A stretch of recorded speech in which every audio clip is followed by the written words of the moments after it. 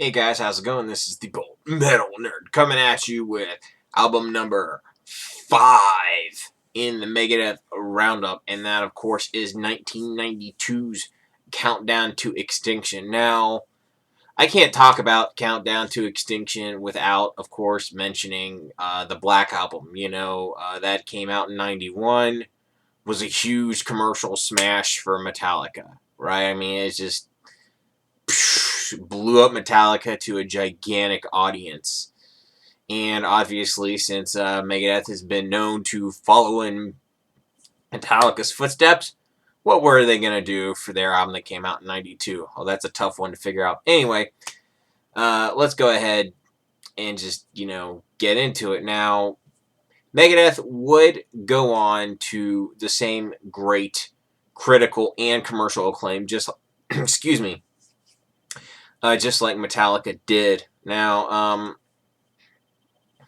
after this, I'm going to stop picking on Dave Mustaine and Megadeth for following in Metallica's footsteps, because after this after this album, the two bands kind of veer off and go in different directions. Megadeth never really made a Load or a Reload or a Saint Anger or anything quite like that. They did go off in different directions after this.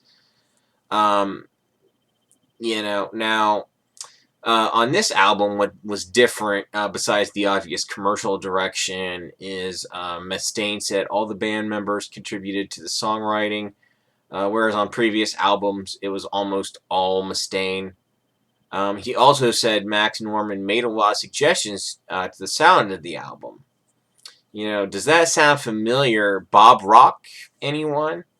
Now, an interesting note about the recording of this album is it was recorded in the first half of 92 when the Rodney King riots took place, which made it difficult to record because there was a 6 p.m. curfew, so that meant they had time constraints. Now, it's interesting that the time constraints actually were kind of a positive thing for Megadeth on this album, as Metallica would have some time constraints on their neck when they did Saint Anger. And look how that turned out. But yeah,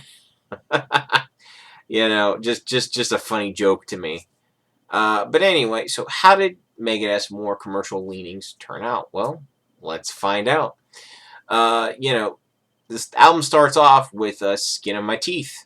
It's an awesome, fast album opener. After that, you got Symphony of Destruction. It's an extremely catchy mid-paced anthem. It's easily their most famous song. Now, my wife, who's not really a metal fan at all, even likes this song. After this, Architecture of Aggression. It's a great, very heavy mid-paced song. After that, Foreclosure of a Dream. It's a great semi-ballad. After that, you got Sweating Bullets. It's a great multi-tempoed song. After that, you got This Was My Life. It's a great, catchy, mid-paced song. After that, shit, I can't talk. Title track, Countdown to Extinction. It's a great and very poignant mid-paced song. After that, High Speed Dirt.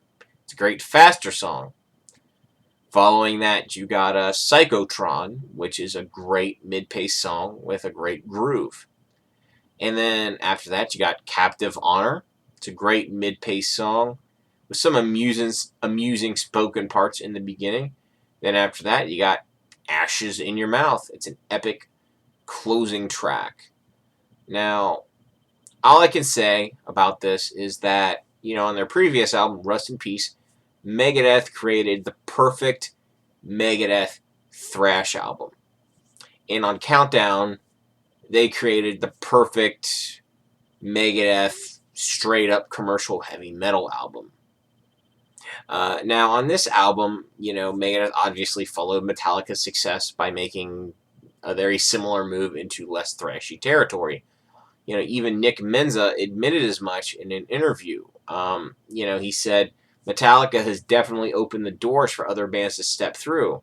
We're obviously the next band to step through that doorway. They most certainly did step through that doorway, as they got heavy radio and MTV airplay. But, that faded, as it often does for pretty much everybody. But honestly, Megadeth makes the transition a lot better than Metallica did, due to the awesomeness of the riffs and the relentless pursuit of perfect playing on this album. Now, the main reason this beats the Black Album, in my opinion, is, well, just the songwriting is just stronger on this album. Plain and simple. I'm going to have to go ahead and rate it 100. It's just a perfect album through and through. Does this belong in your collection? Do you even need to ask at this point? Of course it does. It is an absolute must-have album for any metal fan at all. You know, it's incredibly great. Now, on their next album, Megadeth goes off in a somewhat unexpected direction, and I, of course, am talking about Euthanasia.